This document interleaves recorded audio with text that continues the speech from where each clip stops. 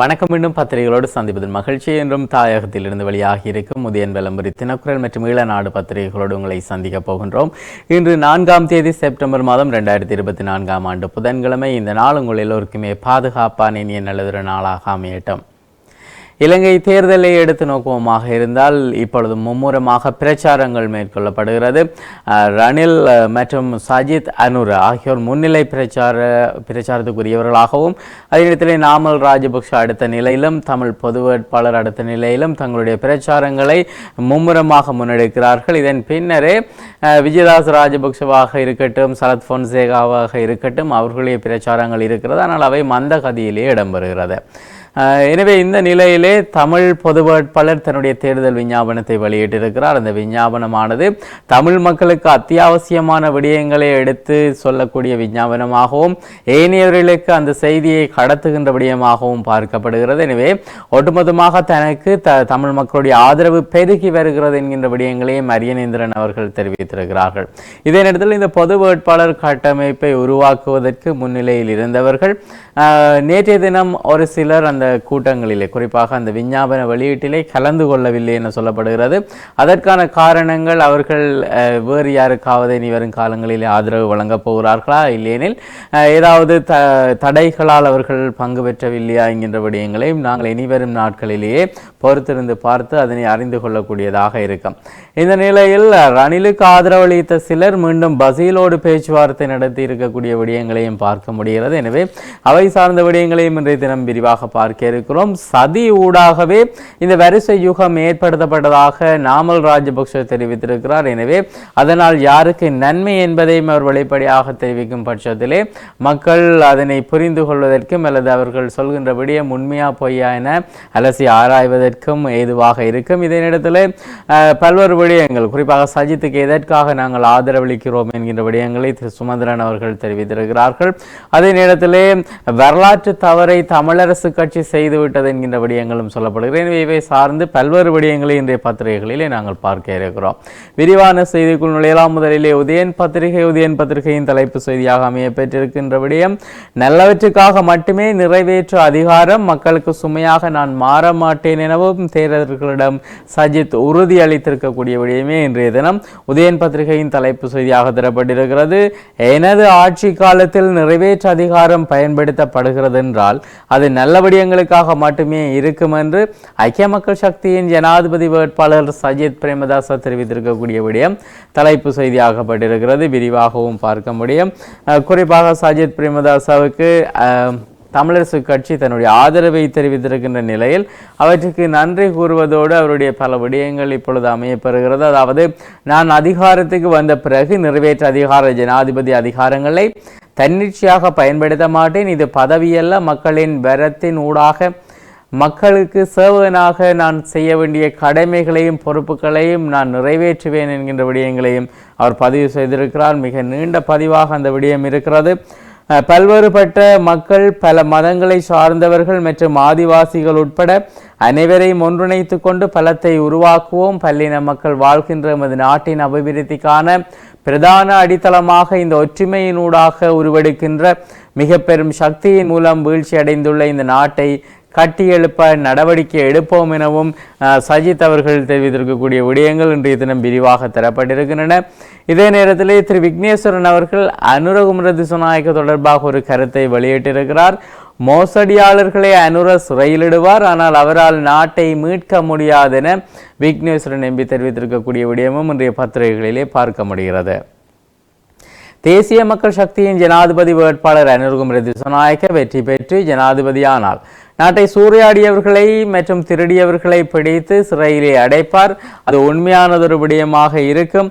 ஆனால் அவரினால் நாட்டிலே அபிவிருத்திகளை மேற்கொள்ள முடியாது என அவர் தெரிவித்திருக்கிறார். அது மட்டுமல்ல, தேசிய மக்கள் சக்தியினர் சீனாவின் கொள்கைகளுடனேயே ஒத்துப்போகும் நிலையில் அவர்கள் ஆட்சிக்கு வருவாராக இருந்தால் இலங்கை தீவினுடைய பிராந்திய அமைதிக்கு அது பங்கம் விளைவிக்கும். எனவே சீனாவினுடைய கடன் பொறிக்குள் சிக்குவதை நாட்டு மக்கள் விரும்ப மாட்டார்கள் என்ற விடயங்களையும் திரு விக்னேஸ்வரன் அவர்கள் தெரிவித்திருக்கிறார்கள். இதனிடத்தில் எங்களோடு இணங்குகின்ற விடயங்களை செய்யாவிட்டால் நாட்டுக்கு அழிவுதான் என சஜித்தை எச்சரிக்கிறார் சுமந்திரன் என்கின்ற செய்தியை பார்க்க முடிகிறது. நேற்றைய பத்திரிகைகளில் தான் நாங்கள் பார்த்திருந்தோம். அதிகளவாக சஜித் பிரேமதாஸ் அவர்களுக்கு ஆதரவளிக்கின்ற முனைப்போடு செய்யப்பட்ட விடயங்கள், அதே நேரத்தில் திரு சுமந்திரன் அவர்களே அதற்கு மூல காரணமாகவும் இருக்கிறார் என்கின்ற விடயங்கள் பேசப்படக்கூடிய நேரத்திலே அவரை எச்சரிக்கின்ற விதமாக இந்த கருத்து அமைய பெற்றிருப்பதானது ஒரு அரசியல் பதிவாக பார்க்க வேண்டியதாக இருக்கிறது. எங்களோடு இணங்குகின்ற விடயங்களை முழுமையாக நிறைவேற்ற வேண்டும், அவ்வாறு இல்லையேல் இந்த நாடு அழிவு பாதைக்கு செல்லும் என்பதே எதிர்க்கட்சி தலைவர் சஜித் பிரேமதாசவுக்கு ஒரு எச்சரிக்கையாக சொல்லி வைக்க விரும்புகிறோம் என இலங்கை தமிழரசு கட்சியின் யாழ் மாவட்ட நாடாளுமன்ற உறுப்பினர் மே சுமந்திரன் தெரிவித்திருக்கக்கூடிய விடயம் தரப்பட்டிருக்கிறது. இதே நேரத்திலே மாகாண சபை தேர்தல் திருத்தம் 3ஆம் விவாதம் ஒத்திவைப்பு காலை வாரினாரா ரணில் என்கின்ற தலைப்போடும் செய்திகளை பார்க்க முடிகிறது. 8 ஆண்டுகளாக நடைபெறாமல் உள்ள மாகாண சபை தேர்தலை நடத்துவதற்கான தமிழரசு கட்சியின் நாடாளுமன்ற உறுப்பினர் மே சுமந்திரனின் தனி நபர் சட்ட வரைவு மீதான 3வது விவாதம் நேற்று இடம்பெற தீர்மானிக்கப்பட்டிருந்த போதும் இறுதி நேரத்திலே அது அக்டோபர் மாதத்துக்கு, அதாவது ஜனாதிபதி தேர்தலுக்கு பின்னரான காலப்பகுதிக்கு அது தள்ளி வைக்கப்பட்டதாக அந்த செய்தியிலே குறிப்பிடப்பட்டிருக்கிறது. அது சார்ந்த விடயங்களும் விரிவாக தரப்பட்டிருக்கின்றன. குறிப்பாக நல்லாட்சி காலத்திலே பிரதமராக இருந்த ரணில் விக்ரமசிங்கவால் அப்போது நடைமுறையில் இருந்த மாகாண சபை தேர்தல் சட்டம் இல்லாதொழிக்கப்பட்டது.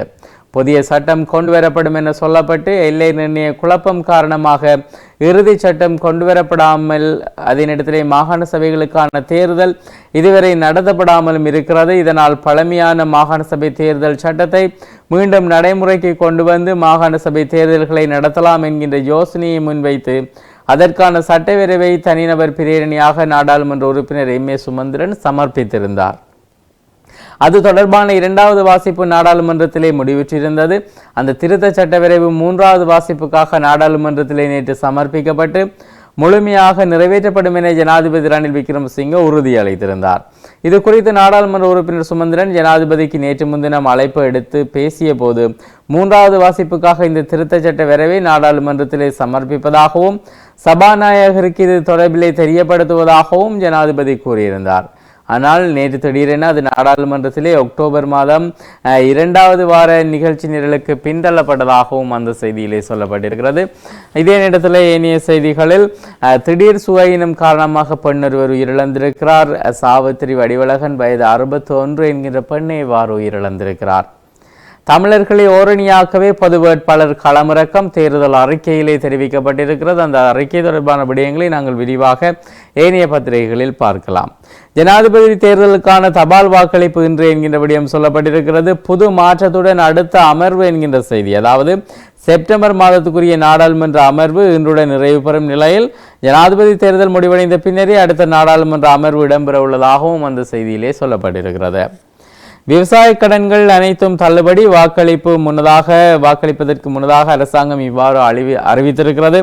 விவசாயிகளினால் விவசாய செயற்பாடுகளுக்காக வாங்கப்பட்ட அனைத்து பயிர்ச்செய்கை கடன்களையும் உடனடியாக தள்ளுபடி செய்ய அரசு முடிவெடுத்துள்ளதாக அந்த செய்தியில் குறிப்பிடப்பட்டிருக்கிறது. மருத்துவர்கள் நேற்று நாடளாவிய ரீதியிலே போராட்டத்தை நடத்தியிருக்கிறார்கள். பல்வேறு கோரிக்கைகளை வலியுறுத்தி மருத்துவர்கள் நேற்று நாடளாவிய ரீதியிலே போராட்டங்களை முன்னெடுத்தனர். இந்த போராட்டங்களின் ஒரு பகுதியாக வடக்கு கிழக்கில் உள்ள பல்வேறு மருத்துவமனைகளிலும் மருத்துவர்கள் பணி புறக்கணிப்பில் ஈடுபட்டதாக அந்த செய்தியில் சொல்லப்பட்டிருக்கிறது.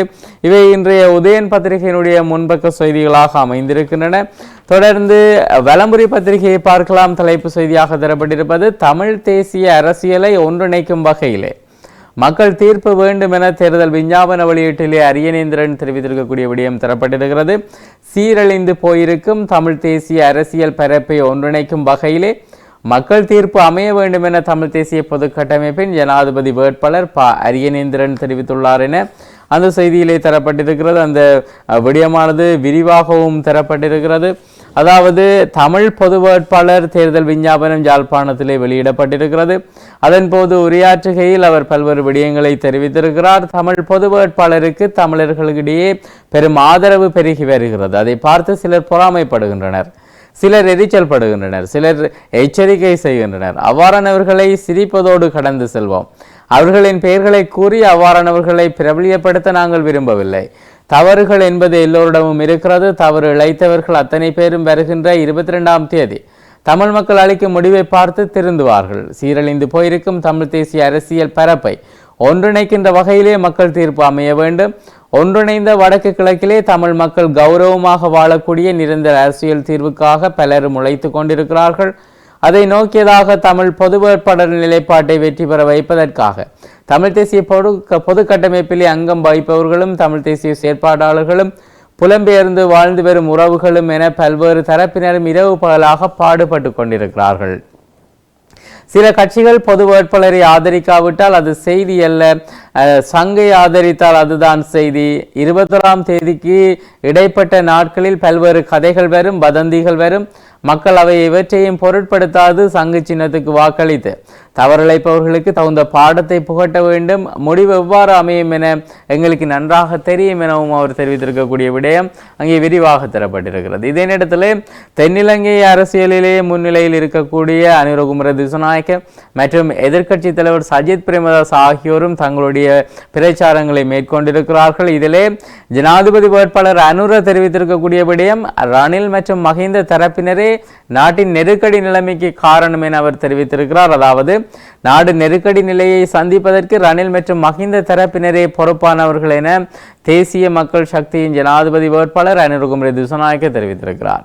வறுமையை போக்குவதற்கு புதிய வேலை திட்டங்கள் வவுனியாவிலே எதிர்க்கட்சி தலைவர் தெரிவித்திருக்கக்கூடிய விடயம் தரப்பட்டிருக்கிறது. தங்களது அரசாங்கத்திலே வறுமையை போக்குவதற்கான புதிய வேலை திட்டங்கள் முன்னெடுக்கப்படும் என ஐக்கிய மக்கள் கூட்டணியின் ஜனாதிபதி வேட்பாளரும் எதிர்க்கட்சி தலைவருமான சஜித் பிரேமதாச தெரிவித்திருக்கக்கூடிய விடயம் தரப்பட்டிருக்கிறது. இதே நேரத்தில் அலங்கார கந்தனின் திருக்கல்யாணம் அது குறித்து புகைப்படம் இணைக்கப்பட்ட செய்தி தரப்பட்டிருக்கிறது. அதே நேரத்தில் தெல்லிப்பளை துர்க்கி அம்மனுக்கு இன்று கொடியேற்றம் என்கின்ற செய்திகள் தரப்பட்டிருக்கின்றன. அண்மையிலே சன்னதியானுடைய திருவிழா நிறைவேற்றிருந்தது. தற்போது நல்லூரான் திருவிழா நிறைவேற்றிருக்கிறது. பின்னர் வள்ளிபுரம் ஆழ்வாருடைய திருவிழா ஆரம்பிக்கப்பட்டிருக்கிறது. இப்பொழுது தெல்லிப்பள்ளி துர்க்கி அம்மனுக்கும் இப்பொழுது கொடியேறி இருக்கிறது. எனவே அனைத்து பக்தர்களும் இது குறித்து அவர்களுடைய தொடர்ச்சியான பக்தியை வெளிப்படுத்தி வருவதையும் பார்க்க முடிகிறது. அதே நேரத்தில் ரணில் இனவாதி என்பதை நிரூபித்ததுடன் தமிழர்களை பழிவாங்கிவிட்டார், பாராளுமன்றத்திலே சுமந்திரன் குற்றச்சாட்டு என்கின்ற செய்திகளும் தரப்பட்டிருக்கின்றன. சதி ஊடாகவே வரிசை யுகம் ஏற்படுத்தப்பட்டதாக நாமல் ராஜபக்ஷ தெரிவித்திருக்கிறார். அதாவது கோடபாய ஆட்சி காலத்திலே சதி திட்டம் ஊடாகவே வரிசை யுகம் ஏற்படுத்தப்பட்டதாக ஸ்ரீலங்கா பொதுஜன பெரமுனவினுடைய ஜனாதிபதி வேட்பாளர் நாமல் ராஜபக்ஷ தெரிவித்திருக்கிறார். இந்த குறிப்பாக பொதுஜன பெரமுனவின் வெற்றி பேரணி சிலாபத்திலே இடம்பெற்றிருக்கிறது. இதிலே கலந்து கொண்டு உரையாற்றும் போதே அவர் பல்வேறு விடயங்களை பதிவு செய்திருக்கிறார். அவை சார்ந்தும் விரிவாக தரப்பட்டிருக்கின்றன. அதே நேரத்திலே குறிப்பாக வரியை குறைத்ததாலேயே பொருளாதாரம் வீழ்ந்தது, சஜித்தும் அனுரவும் வரியை குறைப்பதாக கூறுகின்றனர் என ரணில் விக்ரமசிங்க அவர்கள் தெரிவித்திருக்கக்கூடிய விடயம் தரப்பட்டிருக்கிறது. குறிப்பாக அது வரியை குறைத்ததால் அல்ல, நண்பர்களுக்கு வரி விலக்களிப்பு செய்ததாலேயே இந்த நிலைமைக்கு நாடு தள்ளப்பட்டதாக கடந்த காலங்களிலே சொல்லப்பட்டு வந்திருந்தது. இதே நேரத்தில் தினக்குரல் பத்திரிகை எடுத்து நோக்குவமாக இருந்தால் தலைப்பு செய்தியாக தரப்பட்டிருப்பது மரபு வழி தாயகம் சுய நிர்ணய உரிமை உச்சபட்ச கூட்டாட்சி இனப்பிரச்சனைக்கு தமிழர் கோருகின்ற இறுதி தீர்வு என சொல்லப்பட்டதாக அந்த செய்தி நகர்கிறது. தென்னிலங்கைக்கும் சர்வதேசத்துக்கும் இதனை வெளிப்படுத்துகிறோம். தமிழர்களை சுய நிர்ணய உரிமையுடன் தேசிய இனமாக அங்கீகரிக்க வேண்டும். போர்க்குற்றங்கள் தொடர்பிலே பன்னாட்டு நீதி பொறிமுறை விசாரணை அவசியம் எனவும் சொல்லப்பட்டிருக்கிறது. தேர்தல் விஞ்ஞாபனத்திலே தமிழ் பொது கட்டமைப்பு இந்த விடயங்களை அறிவித்திருக்கிறது. சுய நிர்ணய உரிமையின் அடிப்படையில் இனப்பிரச்சினைக்கான தீர்வை நோக்கிய தமிழ் மக்களின் கூட்டு விருப்பத்தை சர்வதேச சமூகத்துக்கும் தென்னிலங்கைக்கும் வெளிப்படுத்துவதே தமிழ் பொது வேட்பாளரை 2024 ஜனாதிபதி தேர்தலிலே போட்டி களத்திலே நிறுத்தியிருப்பதன் நோக்கம் என தெரிவிக்கும் தமிழ் தேசிய பொது கட்டமைப்பு 9 முக்கிய விடயங்களை முன்னிலைப்படுத்தி தமிழ் பொது வேட்பாளரின் தேர்தல் விஞ்ஞாபனத்தை நேற்று செவ்வாய்க்கிழமை யாழ்ப்பாணத்தில் வெளியிட்டதாக அந்த செய்தியிலே சொல்லப்பட்ட அந்த செய்தி விரிவாக நகர்கிறது. இதே நேரத்தில் உடல் நலக்குறைவு, யாழிலே பெண் திடீர் மரணம் நாங்கள் பார்த்த செய்தி. ஒடுவில் இளைஞன் கட்டுநாயக்கவிலே கைது செய்யப்பட்டிருக்கிறார். அதாவது இளைஞர் ஒருவர் குடிவரவு மற்றும் குடியகல்வு திணைக்களத்தின் எல்லை அமுலாக்கல் பிரிவு அதிகாரி குழுவினரால் கைது செய்யப்பட்டதாக அந்த செய்தியிலே சொல்லப்பட்டிருக்கிறது. இதனிடையே பொது வேட்பாளர் தேர்தல் விஞ்ஞாபனம், தலைமறைவான சித்தர் மற்றும் செல்வம் என்கின்ற செய்திகள் சொல்லப்பட்டிருக்கிறது. அதாவது தர்மலிங்கம் சீதார்த்தன், செல்வம் அடைக்கலநாதன் ஆகியோரை அந்த வெளியீட்டு நிகழ்விலே காண முடியவில்லை என்கின்ற செய்தி சொல்லப்பட்டிருக்கிறது. குறித்த இரண்டு கட்சி தலைவர்களும் ஏற்கனவே தமிழ் பொது வேட்பாளரை ஆதரிக்கின்ற உடன்படிக்கையிலே கையெழுத்திட்டிருக்கிறார்கள். இதன்படி அவருக்கு ஆதரவான செயல்பாடுகளிலும் அவர்கள் ஈடுபட்டு வந்திருக்கிறார்கள். இந்த நிலையில் நேற்று நடைபெற்ற தேர்தல் விஞ்ஞாபன வெளியீட்டு நிகழ்விலே அவர்கள் கலந்து கொள்வார்கள் என எதிர்பார்க்கப்பட்டது. அவர்களின் வருகைக்காக அந்த நிகழ்வும் குறித்த நேரத்தில் ஆரம்பிக்கப்படாமல் தாமதப்படுத்தப்பட்டிருந்தது. இருந்தபோதும் அந்த இரண்டு பாராளுமன்ற உறுப்பினர்களும் இறுதி வரை பொது வேட்பாளருடைய தேர்தல் விஞ்ஞாபன வெளியீட்டு நிகழ்வுக்கு வருகை தரவில்லை என சொல்லப்பட்டதாக அந்த செய்தி நகர்கிறது. ரணிலுக்கு ஆதரவளித்த சிலர் பெரமுனவுக்கு திரும்பிச் செல்ல பசுலுடன் பேச்சு என்கின்ற செய்திகள் தரப்பட்டிருக்கின்றன. தமிழ் தேசியம் கருதிய சஜித்துக்கு ஆதரவு இணங்கியவை நிறைவேறாவிட்டால் விளைவு பாரதூரமாகும் என திரு சுமந்திரன் அவர்கள் தெரிவித்திருக்கிறார்கள். அந்த பாரதூரமான விடயங்கள் என்ன என்பதை வெளிப்படுத்துகின்றதும் சிறந்த விடயங்களாக அமையும். இதே நேரத்தில் இன்று தபால் மூல வாக்களிப்பு ஆரம்பம் என்கின்ற செய்தி சொல்லப்பட்டிருக்கிறது. இன பிரச்சனையை தீர்ப்பதற்கான உருப்படியான நடவடிக்கை எடுக்க ரணில் தயாரில்லை என்கின்ற விடயத்தை கஜேந்திரன் எம்பி தெரிவித்திருக்கிறார். அதாவது இனப்பிரச்சனையை தீர்ப்பதற்கு ஜனாதிபதி ரணிலிடமிருந்து எந்த விதமான ஆக்கப்பூர்வமான நடவடிக்கைகளும் இல்லை என தமிழ் தேசிய மக்கள் முன்னணி பாராளுமன்ற உறுப்பினர் செல்வராசா கஜேந்திரன் தெரிவித்திருக்கிறார். தேர்தலை புறக்கணிக்க கோரி அவரும் ரணில் விக்ரமசிங்க அவர்களுக்கு சார்பான ஒரு முடிவை எடுத்திருப்பதாக இப்பொழுது விமர்சனங்கள் முன்வைக்கப்படுகிறது. இந்த நிலையில் இவ்வாறு பேசப்படுகிறது. தமிழரசு கட்சி தன் வரலாற்று தவறை விரைவில் உணரும் என தெரிவிக்கப்பட்டிருக்கிறது. ஐங்கரநேசன் அவர்கள் இந்த விடயத்தை தெரிவித்திருக்கிறார்கள். குறிப்பாக பொது வேட்பாளர் அரியநேந்திரனுடைய ஜனாதிபதி தேர்தல் விஞ்ஞாபன வெளியீட்டு நிகழ்வில் கலந்து கொண்டு உரையாற்றும் போதே அவர் இந்த விடயங்களை பதிவு செய்திருக்கிறார். நிகழ்நிலை காப்பு சட்டம் குறித்து உயர் நீதிமன்றத்திலே மனுக்கள் தாக்கல் என்கின்ற செய்தி பார்க்க முடிகிறது. தமிழர்களின் ஆதரவு பெருகி வருவதாக பொது வேட்பாளர் அரியநேந்திரன் தெரிவித்திருக்கக்கூடிய விடயம் தரப்பட்டிருக்கிறது. லஞ்சம் கோர முயற்சி, கராச்சி பிரதேச சபை உத்தியோகத்தர்கள் கைது என்கின்ற செய்தி தரப்பட்டிருக்கிறது. கராச்சி பிரதேச சபை வருமான வரி உத்தியோகத்தர்கள் இருவர் கொழும்பிலிருந்து வருகை தந்த லஞ்ச ஊழல் ஆணைக்குழுவினரால் நேற்று செவ்வாய்க்கிழமை கையுமையுமாக கைது செய்யப்பட்டதாகவும், குறித்த வருமான வரி உத்தியோகத்தர்கள் இருவரும் லஞ்சம் வாங்குவதற்காக ஆணைக்குழுவுக்கு கிடைத்த இரகசிய தகவலுக்கு அமைய கிளிநொச்சி சென்றிருந்த லஞ்ச ஊழல் ஆணைக்குழுவினர் குறித்த வருமான வரி உத்தியோகத்தர்கள் இருவரையும் கிளிநொச்சி உருத்திரபுரம் பகுதியிலே வைத்து கைது செய்ததாக அந்த செய்தியிலே சொல்லப்பட்டிருக்கிறது. 13+ஐ சஜித் அமுல் செய்வது உறுதி, தமிழரசு கட்சி முல்லையில் சபதம் என்கின்ற செய்தி தரப்பட்டிருக்கிறது. இதே நேரத்திலே மாகாண சபை சட்டமூல பிரேரணியை தடுத்து தான் மோசமான இனவாதி என ரணில் நிரூபித்து விட்டார், பொங்குகிறார் சுமந்திரன் எம்பி என்கின்ற செய்தி தரப்பட்டிருக்கிறது. இவை இன்றைய தினக்குரல் பத்திரிகையினுடைய முன்பக்க செய்திகளாக அமைந்திருக்கின்றன. உட்பக்க செய்திகளிலே பொது வேட்பாளருக்கு நிதி பங்களிப்பு ஆஸ்திரேலிய தமிழர்கள் வழங்கினர் என்கின்ற செய்தி தரப்பட்டிருக்கிறது. முஸ்லிம்களை ஏமாற்றுகின்ற கபடத்தனங்களை அனுரகுமர திசநாயக்க கைவிட வேண்டும் என்கின்ற விடயத்தை அகில இலங்கை மக்கள் காங்கிரஸ் தலைவர் ரிஷாட் பதுதீன் தெரிவித்திருக்கிறார். குறிப்பாக கட்சியினுடைய முடிவுக்கு எதிராக செயல்படுகின்ற அவருடைய கட்சி உறுப்பினர்களுக்கு எதிராகவும், அவருடைய கட்சி உறுப்பினர்கள் கட்சியினுடைய முடிவுக்கு எதிராக செயல்பட்டு அவர்களும் முஸ்லிம் மக்களுக்கு எதிராக செயல்படுகிறார்கள், அவர்களுக்கு என்ன நடவடிக்கையை அவர் எடுத்திருக்கிறார் என்கின்ற விடயங்களையும் மக்கள் நன்கு அறிவார்கள். இந்த நிலையிலே இளநாடு பத்திரிகையை பார்க்கலாம். தலைப்பு செய்தியாக தரப்பட்டிருப்பது தமிழரின் சுயநிர்ணய முறைமையை புதிய அரசமைப்பு மூலம் அங்கீகரிக்குக, தமிழ் தேசிய பொது கட்டமைப்பு தேர்தல் அறிக்கை என்கின்ற ஒரு செய்தியாக அந்த செய்தி தரப்பட்டிருக்கிறது. இன்றைய பத்திரிகைகள் அனைத்தும் பொது வேட்பாளருடைய தேர்தல் விஞ்ஞாபனத்துக்கு முக்கியத்துவம் கொடுத்திருக்கிறது. போர்க்கால குற்றங்களுக்கு பரிகார நீதி அவசியம், சுயநிர்ணய அலகுகள் முஸ்லிம்களுக்கு இடம் என்கின்ற செய்திகள் சொல்லப்பட்டதாக அந்த செய்தி தரப்பட்டிருக்கிறது. தனக்குத்தானே வேட்டு வைத்தது தமிழரசு கட்சி, ஸ்ரீகாந்தா சாடல் என்கின்ற செய்தி நேற்றைய பத்திரிகைகளில் நாங்கள் பார்த்தபடியும். தபால் மூல வாக்களிப்பு இன்று முதல் ஆரம்பம் என்கின்ற செய்தி சொல்லப்பட்டிருக்கிறது. அரசு நிறுவன தலைவர்களுக்கு தேர்தல் குழுவின் அறிவிப்பு என்கின்ற செய்திகள் பார்க்க முடிகிறது. தனியார் துறையினரின் அடிப்படை சம்பளம் உயர்வு என்கின்ற செய்தி சொல்லப்பட்டிருக்கிறது. அதாவது வேலையாட்களுடைய தேசிய குறைந்தபட்ச வேதன சட்ட மூலத்தின்படி இதுவரை ஆக குறைந்த அடிப்படை சம்பளமாக 12,500 ரூபாயாக இருந்திருந்தது. இது இப்பொழுது 5,000 ரூபாய் அதிகரிக்கப்பட்டு 17,500 ரூபாயாக மாற்றம் பெற்றிருப்பதாக சொல்லப்பட்டிருக்கிறது. அனுரவ் என்றால் பிராந்திய அமைதிக்கு பங்கம் ஏற்படும் என திரு விக்னேஸ்வரன் எம்பி தெரிவித்திருக்கக்கூடிய விடயம் தரப்பட்டிருக்கிறது. தெல்லிப்பிள்ளை துர்காதேவிக்கு இன்று கொடி என்கின்ற செய்திகளும் பத்திரிகைகளிலே பார்க்க முடிகிறது. விவசாயிகளின் கடன்கள் ரத்து என்கின்ற ஒரு அறிவிப்பை அரசு வெளியிட்டிருக்கிறது. தேர்தல் குறிப்பாக தபால் மூல வாக்களிப்புக்கு முன்னதாக இந்த விடயம் சொல்லப்பட்டிருக்கிறது. எனவே இந்த விடயம் தேர்தலிலே தாக்கம் செலுத்துமா என்பது தேர்தல் முடிவுகளிலேயே பார்க்க முடியும். நாடு முழுவதிலும் மருத்துவர்கள் அடையாள வேலை நிறுத்தம் என்கின்ற செய்தி நாங்கள் பார்த்த செய்தி. சீரழிந்துள்ள தமிழ் தேசிய அரசியலை மக்களின் தீர்ப்பு ஒன்றிணைக்கட்டும் தமிழ் பொது வேட்பாளர் அரியநேந்திரன் தெரிவித்திருக்கக்கூடிய விடயம் தரப்பட்டிருக்கிறது. சீரழிந்து போயுள்ள தமிழ் தேசிய அரசியல் பரப்பை ஒன்றிணைக்கும் வகையிலே மக்கள் தீர்ப்பு அமைய வேண்டும் என்று தமிழ் தேசிய பொது கட்டமைப்பின் ஜனாதிபதி வேட்பாளர் அரியநேந்திரன் தெரிவித்துள்ளார். தமிழ் தேசிய பொது கட்டமைப்பின் தேர்தல் அறிக்கை நேற்று வெளியிடப்பட்டது. இதன் போதே அவர் இந்த விடயங்களை பதிவு செய்திருக்கிறார். இவை இன்றைய ஈழநாடு பத்திரிகையின் முன்பக்க செய்திகளாக அமைந்திருக்கின்றன. உட்பக்க செய்திகளிலே லஞ்ச தடுப்பு ஆணைக்குழுவால் கிளிநொச்சியில் 2 கைது செய்யப்பட்டிருக்கிறார்கள். யாழ் மாவட்டத்திலே இந்த முறை புதிதாக 2463 வாக்காளர்கள் பதில் அரசு அதிபர் பிரதீபன் இந்த தகவலை வெளியிட்டிருக்கிறார். இவை இன்றைய பத்திரிகைகள் இடம்பெற்றிருக்கக்கூடிய முக்கியமான செய்திகள். நாளாந்த முதியன் விளம்பரி தினக்குரல் மற்றும் ஈழநாடு பத்திரிகைகளோடு உங்களை சந்தித்து வருகின்றோம். இன்று முக்கிய செய்திகளை தந்து விடைபெறுகின்றோம். விடைபெறும் நான் ஹோஸ்டனுடைய கலையத்தில் சிவம் அவர்கள் இணைந்திருக்கிறார். மீண்டும் நாளை பத்திரிகைகளோடு உங்களை சந்திக்கிறோம். நன்றி.